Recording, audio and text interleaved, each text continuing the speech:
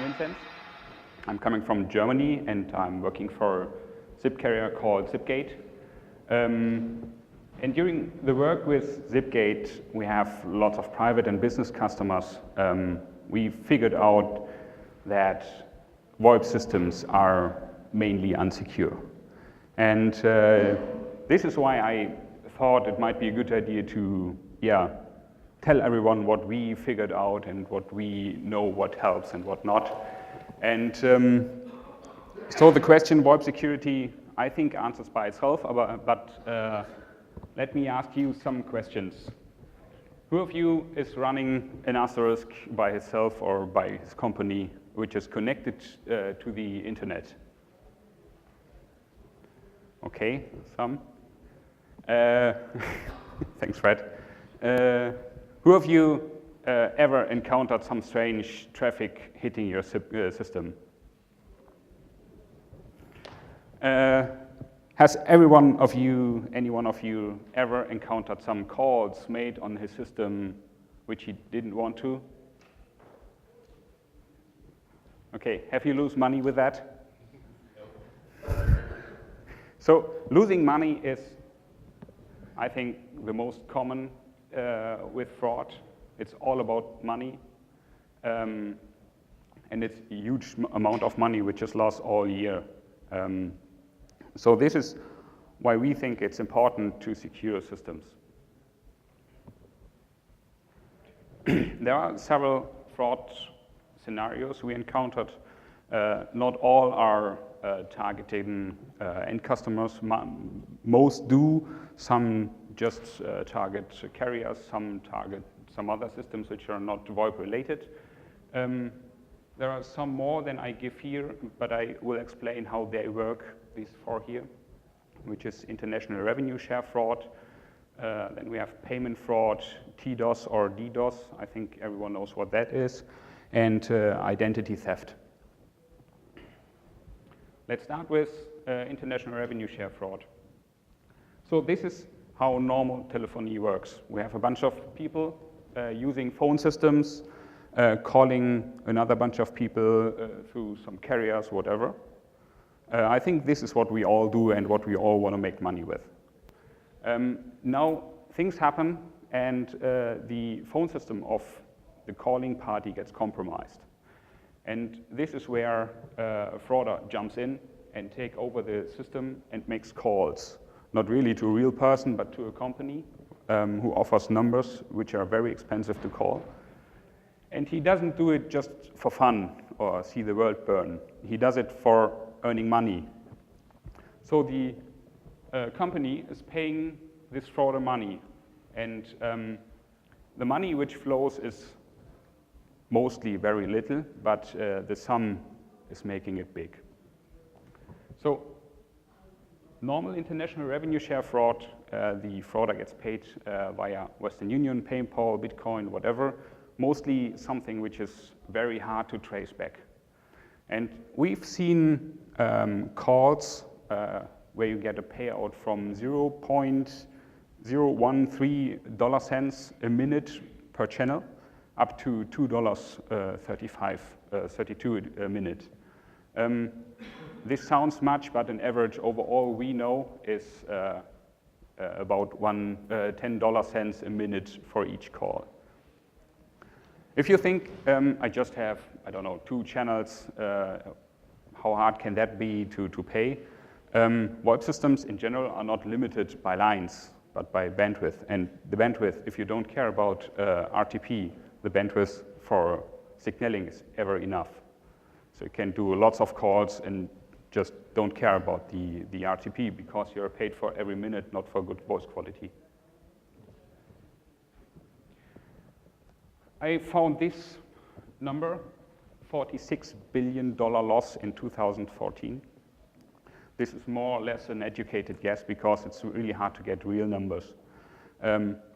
I asked other companies and other carriers if they share their losses or if they share the knowledge of their losses with us. And all of them said, no, we don't collecting how much money we lose or how much it costs us. We don't keep track or they don't want to share with us. Then I ask our guys, our fraud guys internally, and even we don't collect the numbers. So I have to rely on that. It's from Simon Woodhead from a presentation on the Kamalia World 2014. This respects only the costs which are done by the calls, not the costs which are done by preventing fraud after it's done, or the amount of hours which are going into systems to be secured. So the real costs are much higher than that. In essence, international revenue share fraud is stealing money from people with a phone account. That's it. It's by calling very expensive numbers and the account owner gets billed. So we all have to pay if we have unsecure VoIP systems. And we found that there are about 120 international revenue share carrier in the world. This is always changing because some stop servicing and some new come up, so it's never the same.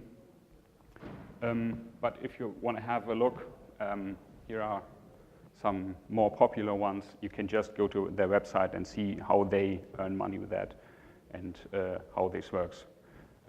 They even offer some demo numbers you can call and see if the call is arriving. I hope for you the calls get blocked in the middle or with your system.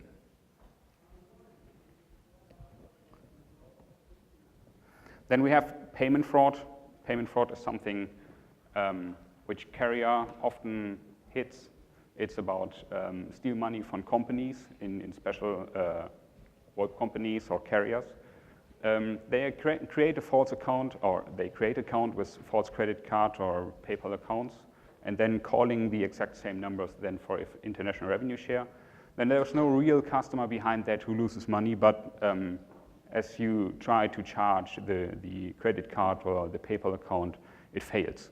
So you have to pay the bill as carrier. And the payout here is the same as international revenue share. You can earn vouchers or credits or get money by Bitcoin, whatever. This is also very hard to figure out, because if you have customers who just want to try your system and those who want to fraud your system, you have to get them separated anyhow. Denial of service. I think this is nothing new to anybody here. Denial of service is a way for earning money by extortion or boosting a competitor's service. It's basically blocking services by sending IP traffic to a server or to a network, whatever, until the line, the IP line gets blocked and nothing goes in and out anymore, which is sends full traffic and makes money. This is definitely not voice specific. Can hit anybody who has a website, and except for mitigation services like Cloudflare or Voxility or whatever, I'm not aware that there is a real security for that. We were hit once by a DDoS attack in the middle of the night, and the next day we got an email, please pay, I don't know, 5,000 euros to Bitcoin user blah, blah, blah. My advice, do not pay at all. If you pay once, you always get the same DDoS attack again. Again, this is not voice specific. This can hit anybody who has an internet service running. Then we have the more telephony-based denial of service or service degradation. Again, here it's extortion or boosting competitor services. Here it's about blocking phone calls or phone lines. If you have an older system where you have, I don't know, 24 lines or 30 lines incoming or outgoing calls, if you block all these lines, your service is down. You can't do anything for your service. For example, if you have a pizza delivery service and you have 2 lines or maybe 4 lines, whatever, for incoming calls to get deliveries or get orders for pizza. If these 4 lines get busy with bullshit or with fraud, you can't get real customers. And the real customer don't care if he orders with your service or any else service. So if you're busy, they call the next one, and they earn money there. Unfortunately, this is very hard to block as for a carrier. So you have to find out which is the real traffic and which is the fraud traffic. And depending on how clever the frauder is, you can't do that. And you have just tiered down the service. This is not voice specific, but voice systems in general are likely to be used to make calls, because you can make very much calls without having a real line. You just have internet, you have zip credentials, and you make 4 parallel calls. And as soon as it hangs up, you make a next one. Then you have blocked the service. And the target must not have or do not need to have a VoIP systems at all. It's just that the VoIP system is likely to be used for that.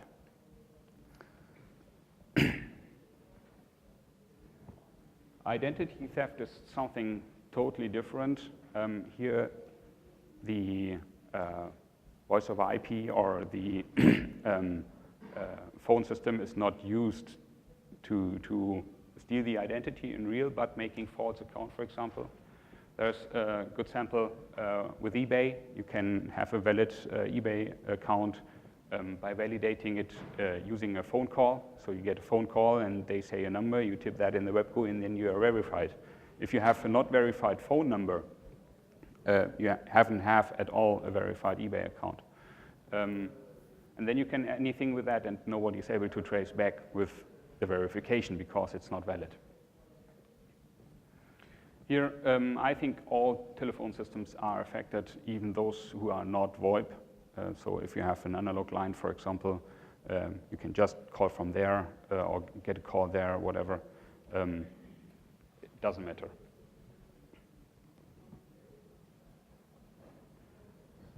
Who's behind all that? For sure, there are frauders. They all are frauders, I would say. But there are different parts. So if we see international revenue share fraud, there are frauders who exploit available security holes. From what we know, they most sit in mid of Europe or the States, hacking systems and collecting lists of valid username, password, domains. And these lists are sold to other ones. And then the calls to the international revenue share numbers are made from other places. It's hard to not pinpoint, but it's the Middle East where these calls come from in most cases. So we expect, or we think, some script kiddies sit at home hacking PBXs and finding out lists, selling them on the darknet to some other people, and they are using that for making money using international revenue share. This is how we think it works. It's no proof of that because we are not these people, but this makes sense, and that would seem legit. Who gets the money? Not us, unfortunately, as carrier, and not you as end customers. For sure, it's a hacker who does exploit these security holes. If they're selling lists or when they're selling lists, they earn money from that. The carrier in between. So if we have wholesale to expensive numbers, they earn from that, but they're not interested in this kind of money. They don't want to have it, but they earn that money. And for sure, the service provider of international revenue share numbers, I think they earn the most part of this because the numbers you call are about $2 to $30 a minute. And if you see what the frauder gets at the end, in the average 10 cents, it's nothing. So somewhere has to be the money. And this is where it goes to. So the most money is taken by the service provider. So the question is, what can we do to better secure our VoIP systems?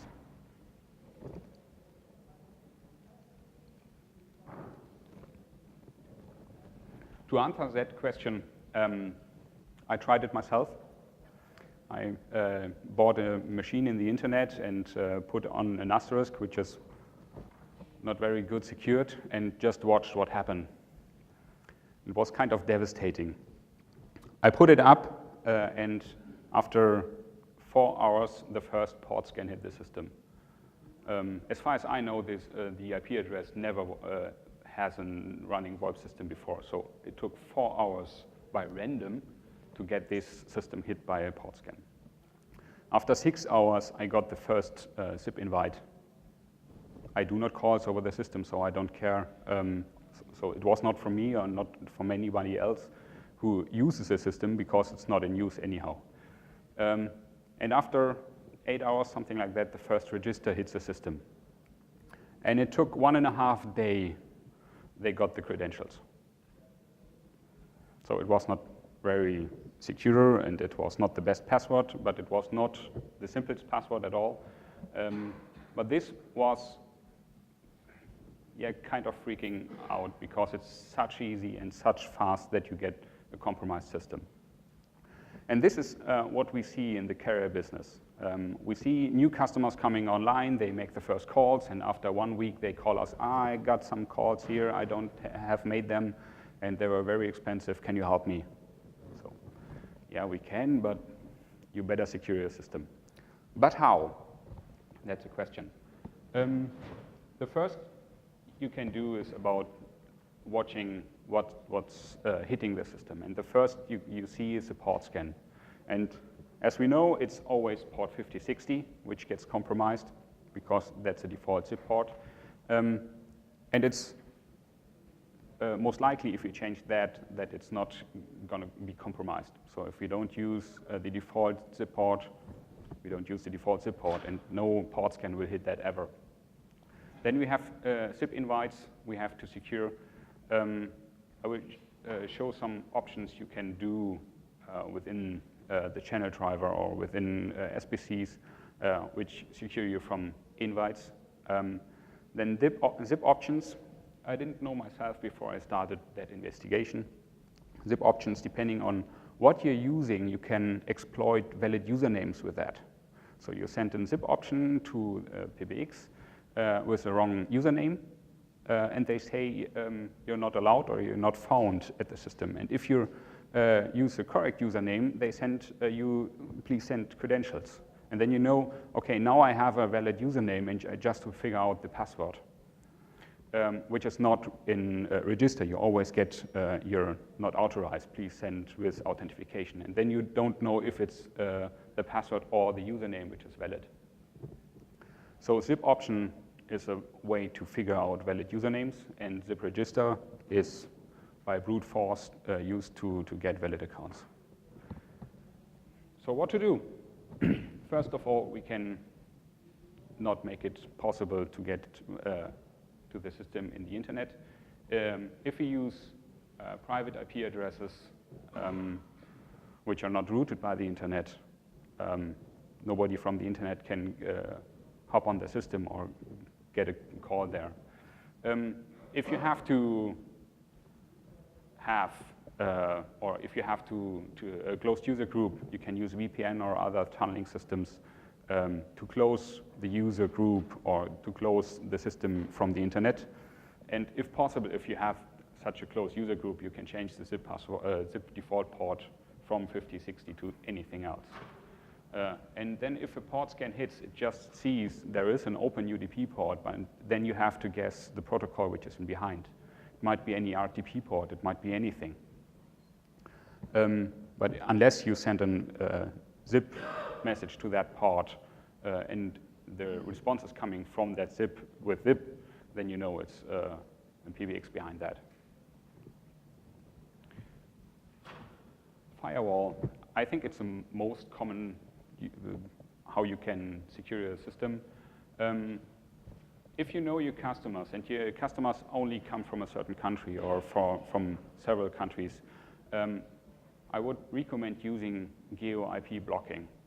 There are modules where you can just insert an IP table, something that only certain countries are going through. And we see here a sample for a whitelist. So you whitelist specific countries.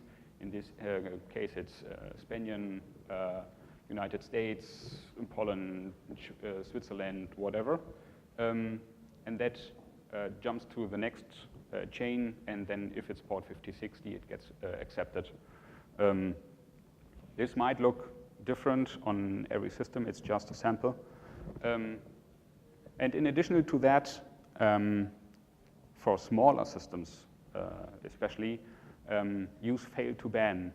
Fail to ban is a system which grabs log files or tail log files from the asterisk, and if you have, I don't know, depending on the config, 3 times a register attempt from a wrong user or with a wrong password, the IP address which is coming or which originates the register gets blocked. And then you have lots of time to figure out who's the guy and do I need to block them forever, or what can I do to get rid of that. Unfortunately, fail to ban is not the most performant one, so it's no use for carrier. And it's only working on the same system than the asterisk is running on.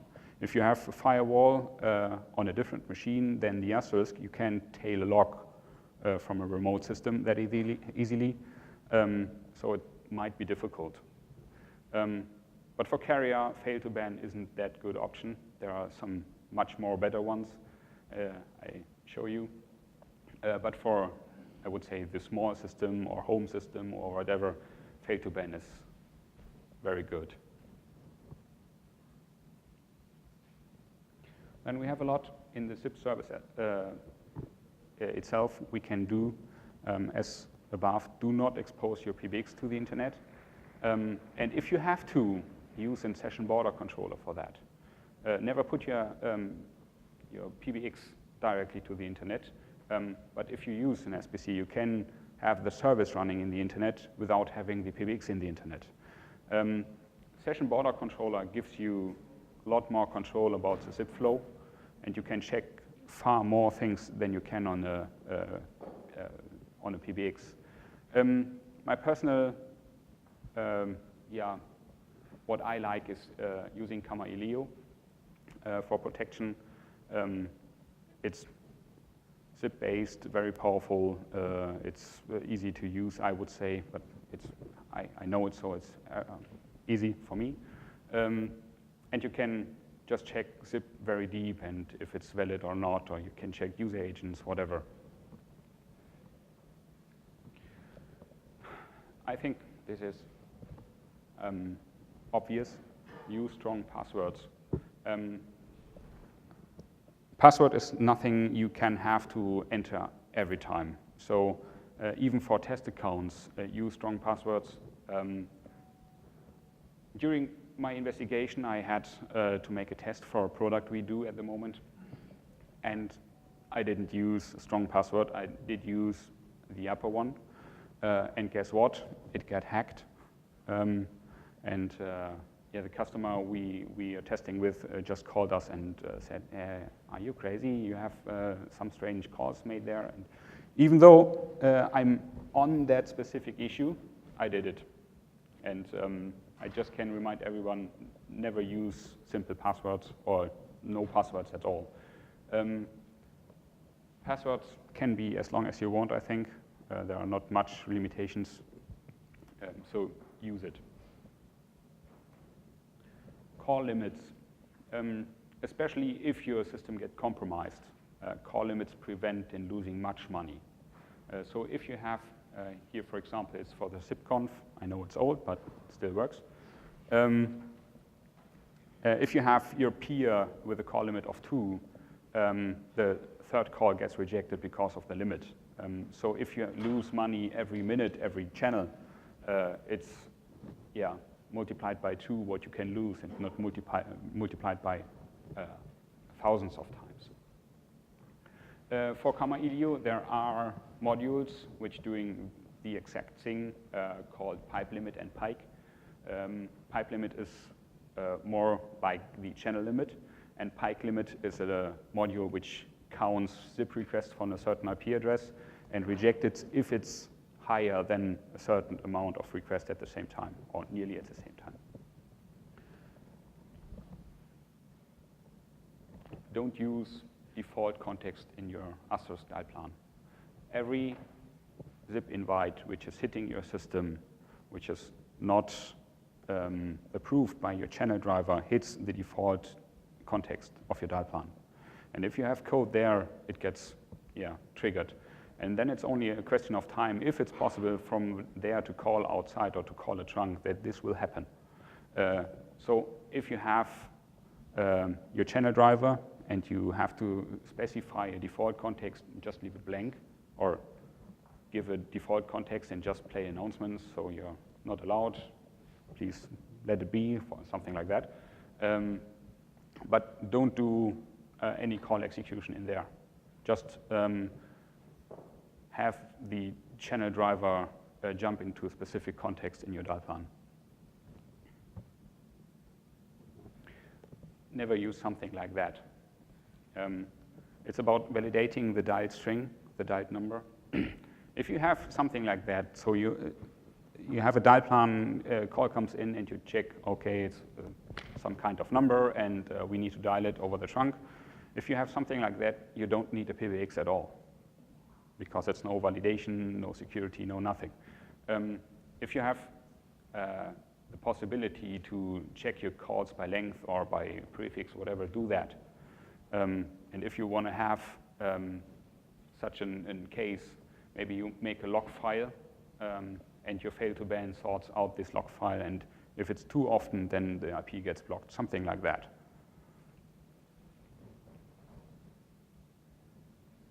Here's a sample code from Camaleo. It's about zip options.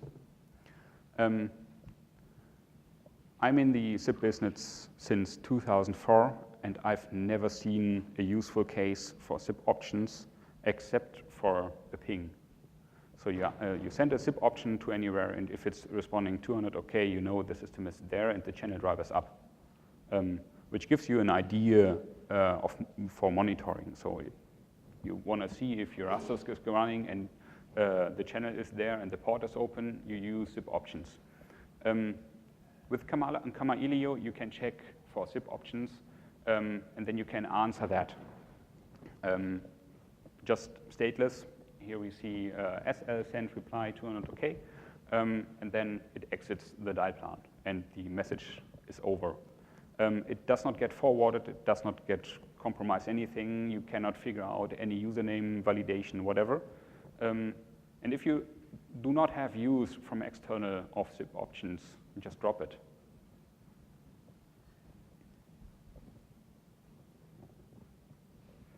Then we all know, I think, Friendly Scanner and Zip Vicious.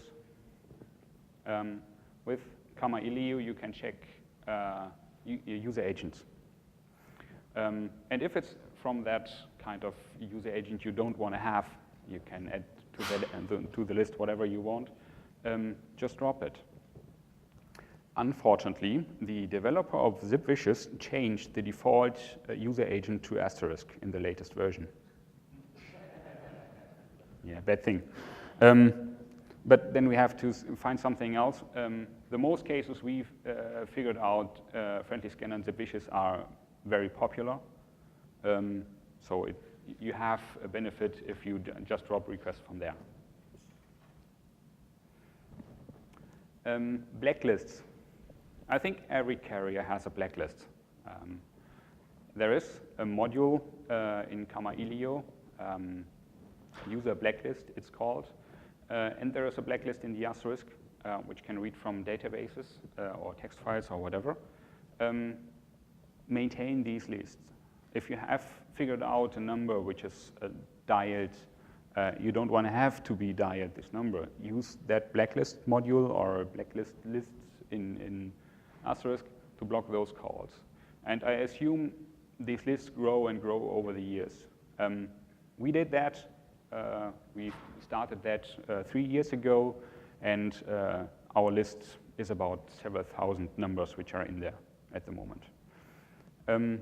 We will not share this list. This is very easy, because if we share that list and it gets to the carrier who offers these numbers, this list is useless anymore. So be aware where you share this list, and do not trust people you don't trust for that list. Be suspicious, I would say.